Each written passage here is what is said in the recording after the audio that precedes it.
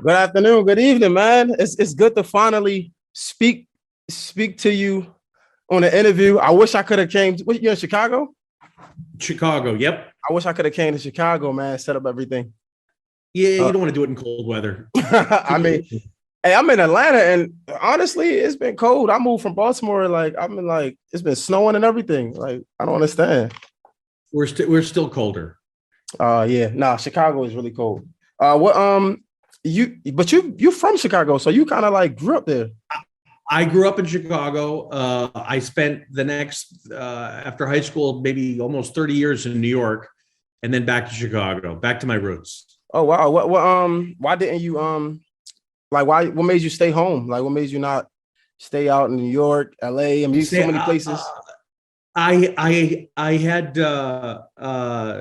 two more kids with Mhm. a fourth on the way. Sorry, three more kids with a fourth on the way, and then I've had two more since. So I got six kids now. Oh, So I wanted them around my parents as they get older in my family, and it just like everything in life, it felt right. right. It's funny that you say I kind of wanted to start there. I remember I was watching a few of your interviews and it was a joke that people thought they got, but they didn't. Because you had five kids at the time. I think this was 3 years ago. I'm assuming your latest is like around three, maybe four. The youngest, no, the youngest is almost one. Okay, well, yeah. So 3 years ago, I guess you had an Yep. interview on a Breakfast Club. And you was like, you on your fifth one, and people thought you were talking about your actual company. And I'm like, nah, that can't be true because you were saying businesses were like kids, and like you be like you on your fifth one at the moment. But I think people were saying was thinking that you were on your fifth business. No, what I think what I meant, which is the same with the kids, is I'm on my back then I would have been on my sixth brand. That's how I looked Mm, at it. And I treat each of my brands literally, I think of them like kids. They're like children. You gotta help them grow up, and you right. gotta figure out who they are and who they identify with, and who should they hang out with, who shouldn't they hang out with. Mm. And I treat my brands like kids. How what was your first brand? Do you remember? Of course, my first brings me back to Breakfast Club. Charlemagne chat Three on it. three vodka. Free vodka. It's it was an amazing brand, and it got me. It taught me you need the first thing to teach you the rest. So Mm, it literally taught me everything that I'm doing today is because of that first brand. It was a vodka. It was distilled from soy. It tasted better than everybody else's brands. It was cool. The bottle was different, but I made just a ton of mistakes. And my biggest mistakes were I didn't trust my instincts. So I listened to other people, and every time they told me to do something, I would change it. And that's not why I learned later. I got in the business, or I'm doing what I'm doing because I got to trust my instincts. So I finally figured that side out. So even back then, I think you were very confident in it being the best taste. Like every time I hear you speak, I always hear you talk about it's the best. And I'm assuming, of course, because you did your research and you put all you had to put into it to make it the best. It being the best and you understanding from your mistakes, why didn't you revisit the three vodka thing? It, I haven't. I've thought about it, and maybe in the future I would. I think like everything, you evolve and just keep evolving. Mm, And I have different aspirations. For example, in that category of vodka, I'd love to get back in it. I'll get back in a different way. Um, but it just, I think everything in life is a stepping stone. You got to take these little steps to get there, and that was my big step. But it was a great brand, which helped me parlay it into the next brand, which was Armando Brignac, Ace of Spades. mm. So and from then it just everything's gotten easier and better, and I love it. Hey, Brett, man, it's so much to talk about, right? And because you're so successful, I I want to keep this an interview, but it's so much to learn, right? So it's like it's almost like a mentor conversation, right? But I think it's so many people out there that can learn from you when you So I just want to stay on the three vodka for a second. Yeah. When you it being really good, you thinking it's the best, right? And you having to learn from your mistakes. I feel like in certain situations or certain times, we learn from our mistakes, but we might have had a great opportunity that passed us up, or we had to let go, but we still want to keep on. We still want to keep going back, keep going back. How were you able not to go back and say, you know what, that's in the past, and I have to leave that alone? And that's a hard one. And I think I'm learning. I'm still learning, but there's an expression. I'm not going to say it right. If you're going to fail, fail quickly. Mm, Because if you hold on to something too long and if you stick to it, it's just going to bring you down. It's going to keep going. mm. So at the time, it was I got 3 vodka and then I got Ace of Spades. And Jesus, if I put all my efforts in Ace, that's the better route. That's the better direction to go, and let go of this other thing, because it's going to be a lot harder to do both at the same time. I'd rather have one be greatly successful, and then I could do something else. Wow. So to me, it's picking your spot. It's picking, what you can't be, perfect example. I got 4 brands right now. I can't give them each the same amount of love. It's not possible. Mm. Because one should get a little bit more than the others. If one's doing a little bit better, or it can help the others. You know what I mean? Oh man, I'm gonna get to Ace of Spade. Do say I swear, No, no, right? But no. you say so you say things that's it makes me think, like, as an entrepreneur, as anybody that's out there and that's learning, that's continuing their craft. How important is it to see what's doing well and to push that and not be biased in your own opinion, and not allowing that to hold you back? Because I feel like you You can. gotta you gotta be objective. You gotta try to think things as, we're as I always I guess we are a family business, my brother and I've got a couple other brothers, but we think of the business from a business perspective. So you got to make business decisions. Mm, You got to look at it that way. You can't be too close, and you can't hold on to things too tight. Otherwise, it's going to bring you down. mm. And I think, again, for me, it's a constant learning, and I think there's something good about the idea that I'm not the smartest one. I'm going to fail miserably many times over going forward, but I got to, as long as I'm 75% positive and 25% negative, I'm going to get there, and that's what I do every day. So, but a silly example, you can see the blue bottle. You know this brand. Of course, man. Come This is on. this Bel Air Blue is on fire. It's the hottest single wine spirit in the country. If I listened early on in my business, if I listened to everyone who told me, don't do this, it's not going to work, I wouldn't have launched it. Mm. Luckily, now I listen to myself. Even if other people are telling me don't do it, I got to try. I'm going to try, and look what happened. But that's an example of kind of me evolving and learning. I gotta trust my instincts, and I love taking the fall when it's my decision and it didn't work. I'm okay with that too. Brett, speaking of the blue bottle, right? I don't know if this is intentional or not. Of course, the blue, right? Is popular. It pops out at you how you launched it with I think it was Gucci. It's everything behind it, right? I think Gucci with the Burr, Icy Boys, you know what I'm saying? So like all of that makes sense. And then on top of that, what I think that contributes to the popularity of it is so rare to get. It's hard to get. Even like, I don't know if you know, but I'm one of the ambassadors, and I want to talk to that. It's so many notes I want to talk to you about, but I'm one of the ambassadors, and they don't even send the blue in the boxes anymore because it's just too hard to get. So Correct. I think that part plays a part of why it's so popular. Is that something that you do intentionally? Like, man, I can't put too many out because we need to keep the. Not at all. And that's the beauty of brands, is you can't make something hard to get. You know what I Mm, mean? It's hard to get based on demand, and demand's has got to exceed supply. And that's exactly what happened. I wow. didn't expect it to go so quickly. It was supposed to be, if you ever look at the bottle, it says limited edition. It was supposed to be a limited edition. But it was, like everything, it was the right brand at the right time, and it's the right taste and the right color and the look. It's got everything. And it gets back to this idea of just trying things, Mm, Gucci, trying things, uh, you know, uh, uh, we got dope ass pictures with Kodak Black and with so many different people who are supporting the brand, but it's trying things. Maybe some of those things had an effect, but at least I tried it because I wanted to see if these things work. Right. I think it being a limited edition, because like even when I'm saying not intentionally holding it back, right? But I feel like with clothing lines, sometimes they make one of ones. And those one of ones be so popular. Oh, I need that. I need that. I need that. So it's kind of like with the blue, it's limited edition. But it's funny that words are so actions, right? Because it's limited edition. You thought it was going to be a limited edition, but it is limited edition because everybody can't get it. So it kind of works. Correct. But it's one of those things for us. It was, we've got a bamboo and our bamboo rum brand. We launched a cream-based product, this white one.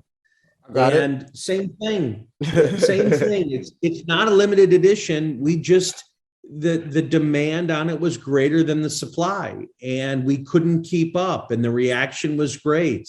So I don't want to play games. I want to, again, my whole thing is, it gets back to what you said, Jay. It's the taste. If the taste is better, I will launch a brand. If I can't win on taste, I will not release a brand. I have to believe in it myself.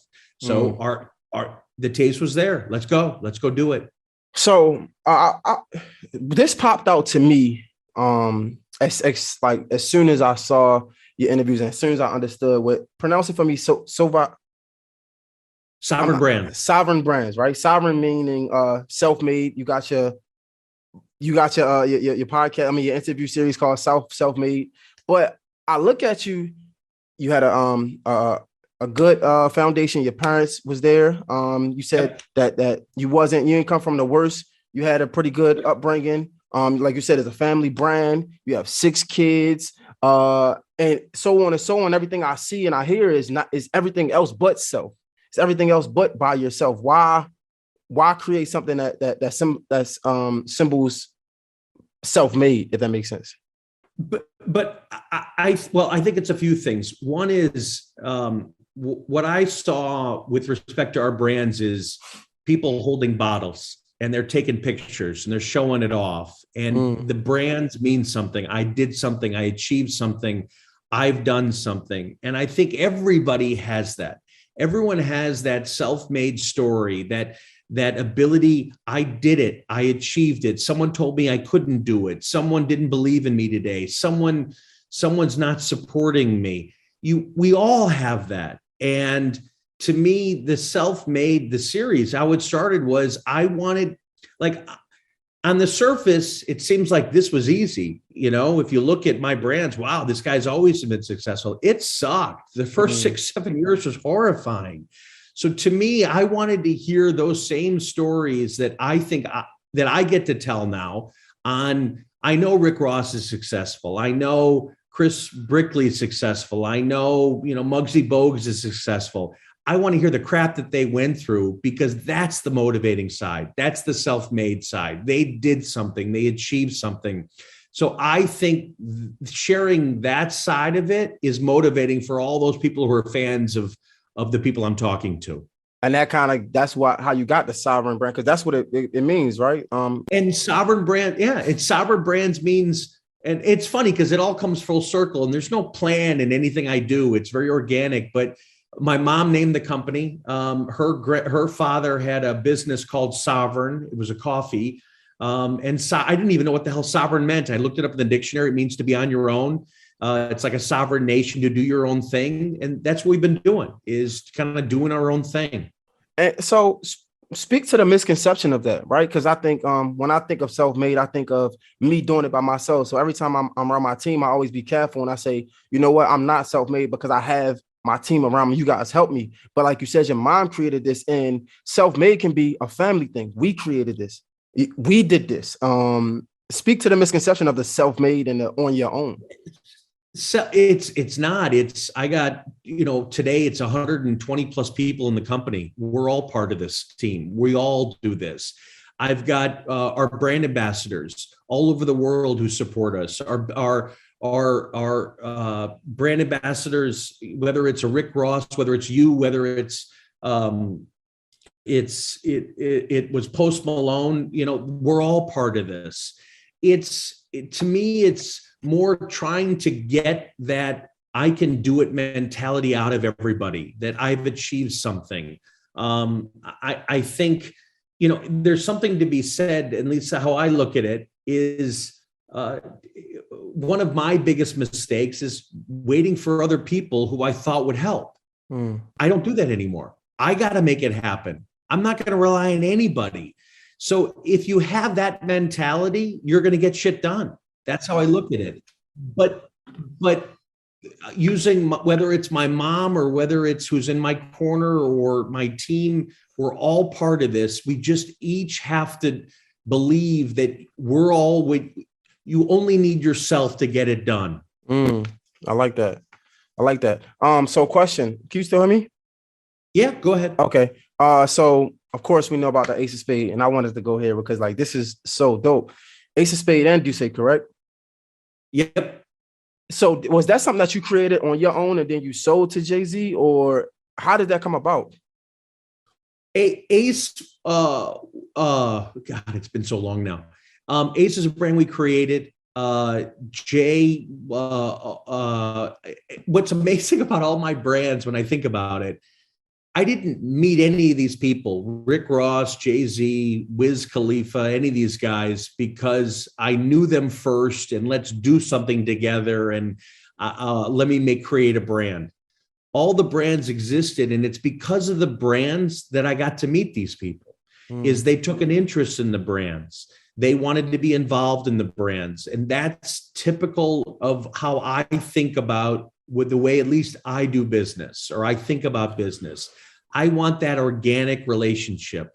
Bel Air was probably out for a year or two before Rick Ross started reaching out, and he loved the brand. He wanted to do something. We met, we talked, we got to know each other. It's been 8 years since. It's an awesome relationship. I consider him one of my closest friends.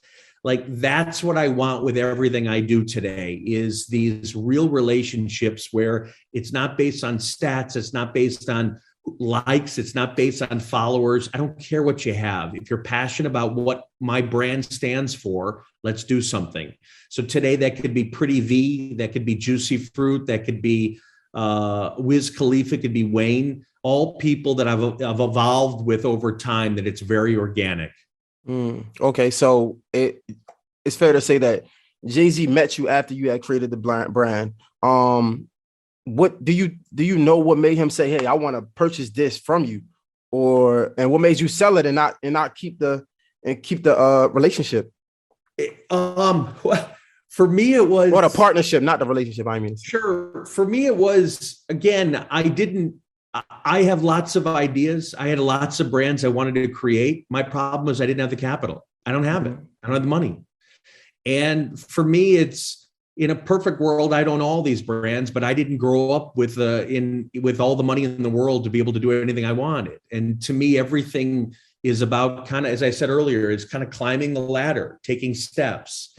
And what it did by selling, it's almost like cutting off your arm and now you're stronger. That's what happened. Now I get to do Bel Air. Now I get to do Bumbu. Now I get to do U.O.E.N.O. Now I get to do McQueen. Now I get to launch 2 more brands this year. So it got me here mentality. And I got to keep, again, it's my way of getting there. And so far it's worked. But they're all great brands. But again, it's elevation. It's about elevation. Yeah, it's exactly right. With Douce as an example, it'd be sitting on my shelf for the next 6 years, 10 years had I not done something with Bacardi.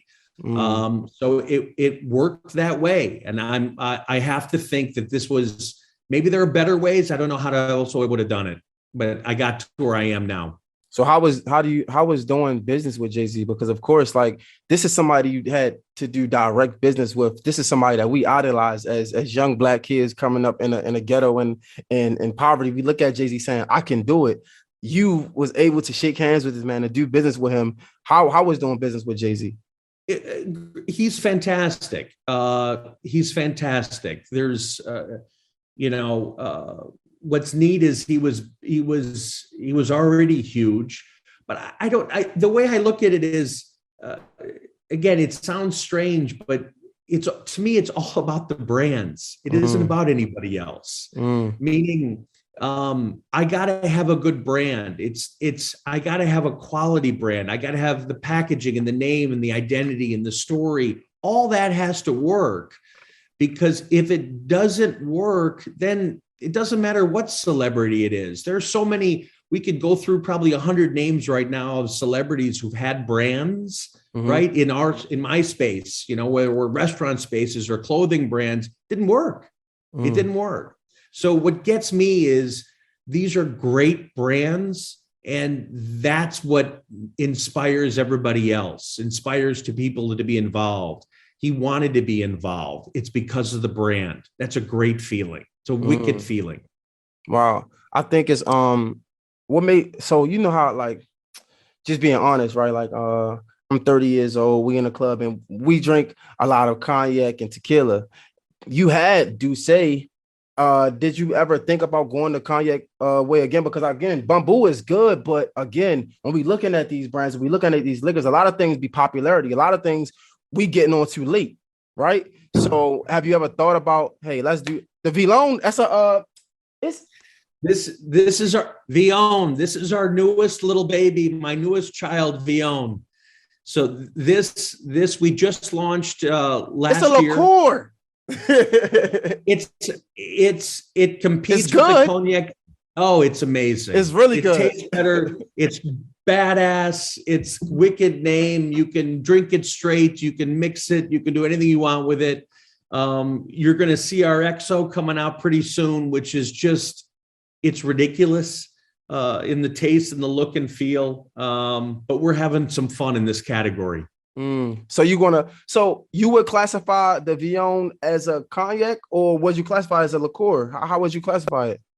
Oh, well, it falls into a little bit of both. It falls into the Okay. liqueur category based on its Taste. formula and what Okay. it is. But overall, the brand is going to is a cognac. That's what it's going to be. Okay. And we'll have new offerings going upstream, higher end in the cognac category. Okay. That makes sense. Question: what was the mindset behind you creating Bel Air and making it at such an affordable price range? Because again, we're talking about popularity. We're talking about people. The world is you do I follow type of world, right? And when we talk about in the clubs, I feel like at one point, I think DJ Envy was speaking about how Bel Air was competing with Moet. But then I think in the clubs nowadays, all of the guys that let's say getting money, they want to pop Moet and things like that. What made you not say, you know what, I'm gonna put it at $100 and not, I don't know how much it costs in a bar, and maybe not $40 in a bar. Well, it's a few things. I think one is we wanted to compete at the top end against the Moets and the Vouves and all the other champagnes. We also wanted to have a brand that's got the energy, it's got the lifestyle, it's bespoke to who we're talking to, but it's a better price.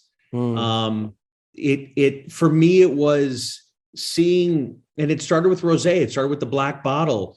I want to be able to offer the consumer something that looks better, is cooler, it has a direct connection to culture. It's not your, brands. To me, when I was, 30 years ago, when I first was drinking, you take ownership in your brand. You take ownership in the brand you drink. Bel Air is that next generation brand. You didn't grow up with Moet. You didn't grow up with Vouv. You want to grow up. That's my father. That's old. I want the next thing that's my generation brand, your generation brand. That's what these brands are. They're for mm, tomorrow. wow. Do you think and this is a question that I really wanted to ask. Do you think more African American people should start betting on themselves when it comes to owning these businesses? Because a lot of times you see a lot of us we're promoting other brands and we're making other brands a lot of money, but we're not really pouring that into ourselves and making our own brands. How do you look at it like that? Do you think people should like what how do you see that? Uh, well, first and foremost, it's what you love doing. You got to do Mm, what you love. that's a great answer. Um, you can't fake this stuff. You got to be all in on it. You got to be all in. I think second, it to me, if I'm going to jump into the snack business, I know nothing about it. I want to work with somebody who does. Then that to me makes sense. But jumping into something, if it's not your core competence, it's not something, then I think partnering makes complete sense. For me, to me, one of the reasons why I love what we're doing is we're trying to work with everybody who supports us. That's the whole goal. Is when we see people supporting us, we don't sit back and don't do anything about it. I want to run after them and thank them. I want to do something with them. I want to support them. So when we see who was I talking about? Bobby Shmurda. I was mentioning this yesterday to Shaggy. Bobby Shmurda put us in a video a few years ago with Bel Air. It's the coolest video. It's his best song. I'm still trying to reach him, letting him know, Bobby, let's do something. I'll support you. I'll make it happen. Moray, from he's got that song Quicksand. Yeah. Moray, yeah. He's literally carrying a bottle of Bel Air. He's showing it off. Awesome song. He put us in the video. I'm not the one to sit back and say, geez, that's great. And look what I got out of this. I want to go support him. I want to show him some love too, because he showed us love. So I look at things a little different, and I want to spread it out. I want everybody who's showing support, they should get it right back from us. Wow. I think that you made a great point, because a lot of times people see things and they might not be as interested in it, but you being yourself, it's easy for you to sell Bel Air. You just being yourself. You running Bel Air is 10 times harder than you promoting a brand or whatever brand that is, if that makes sense. So I think you wanting to do it is a great answer to that. You have to want to do it. You have to. Again, it gets back to there's so many people who say, again, I could name 100, so many different artists who've done something in this space. It doesn't work if it's not real. It doesn't work if the brand's not real. You can't just put your face on it and make sure it sells. It's not going to happen. It'd be like, a basketball player jumping in the music space and starts singing. Just because he's famous doesn't mean he can sing. That's true. You speak, you first said it doesn't matter about the numbers, but we see the people that you're working with are superstars. I mean, Lil Wayne, Rick Ross, like these aren't G Herb. These are superstars. How do you keep your eyes to the street as far as the micro influences and the people that might not be as big as the Lil Waynes and the Rick Rosses? It's our team. It's trying to be aware. I think it starts with your question, which is we're not sitting back. We're not waiting. We're trying to find people that have the same philosophy, the same views as us. So whether it's, I interviewed Cameron Hauser, who's up and coming singer, who's Lil Sky's brother. We're working with him now. I mentioned Juicy Fruit. We're working with her. I mentioned Pretty V. We're working with her. When Gierbo and A Boogie were tiny when we started working with them. So it's being aware of people who support our brands, and then what can we try to do together? Some people don't want to do anything, which is fine, but at least I'm making the effort saying, let's make something happen. Or it could be people reaching out to us. Khaled was that way. Khaled always wanted to work with us. And we finally talked and met, and we made something happen. So I wish everyone was like Rick Ross, and I'll use Ross as the example. He's hungry. He's aggressive. He goes after things. When he wants something, when he has a vision, he goes after it. Most people don't do that. I wish everyone was like Ross. Most people just sit and wait for it. That to me is not reality. How do you determine, like, within our culture, right? We in a cancel culture, somebody do something wrong. And again, like you work with so many artists, and they can make mistakes and put themselves in a wrong situation, bad situation, things happen. How do you determine when you decide to put your foot down and say, no, I'm gonna stand behind this person, even though everybody else might be dropping their endorsements and things like that? You gotta be true to yourself. And for me, it's, Kodak put us in a song, Patty Cake, and then he got in some trouble. I contacted his attorney. I went and visited him in jail. The first time he was in, we tried to get him out the second time. You got to be there for people. You got to be there. That's the sign of a relationship. It's not to be there when they're successful. It's to be there when something bad happens. When Ross got in some trouble, I was there for him. When Wayne got his pardon, I was there for him. So it's how we roll. It's not, it's doing the right thing. You got to be there for people. I believe in that. And I think that's dope because we've been seeing some stuff with like Spotify recently, and they decided to stand behind Joe Rogan after he made some slurs. I don't want to say racial slurs because I don't think they were in a racial context, but they stood behind him, and a lot of people didn't agree with that. And I was wondering from you, because we seen Rick Ross get into some trouble and we seen some brands drop him, but you was there for him side by side. And I was wondering, like, what makes you say, you know what, I'm gonna stick beside this person, even though a lot of people might not agree with it. Yeah, you got to peel it back, and it's apples to me. It's apples and oranges between Rogan and between Ross. So it's also knowing the person, knowing what they stand for, knowing, it can be, sometimes they're just too young and they're doing stupid things, and you got to give them some slack. And again, I look at it as, people sometimes are in a tough position and they make mistakes. So to me, it's more about how can I be there for them in a way that's not trying to get anything out of them. It's just being there for them. It's telling them not to do it again, telling them to stay away from these people, telling them don't get involved in this, telling them stay home, just focus on the music, telling them, it's not what they want to hear, but it's what they should hear. And if you can look at yourself in the eye and have those conversations, I have no problem with it.